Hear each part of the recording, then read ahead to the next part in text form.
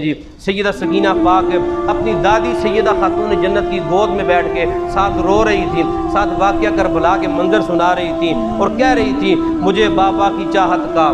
زمانہ یاد آتا ہے، مجھے بابا کی چاہت کا زمانہ یاد آتا ہے، سر مقدل سر اقدس کٹانا یاد آتا ہے، مجھے بھولی نہیں ہے کربلا کی شام تک لوگوں، علی اصغر کا رونا بلبلانا یاد آتا ہے، میں کیسے بھول سکتی ہوں مناظر 10 محرم کے،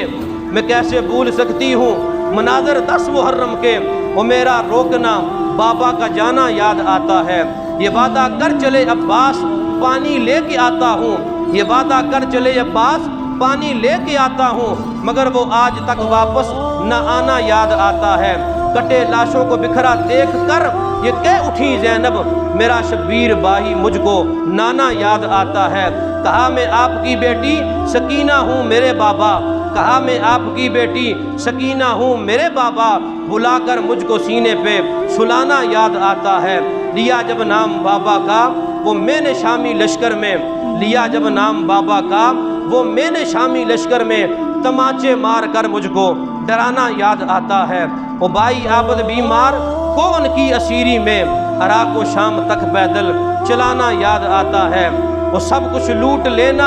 کربلا میں ہم یتیموں کا، وہ سب کچھ لوٹ لینا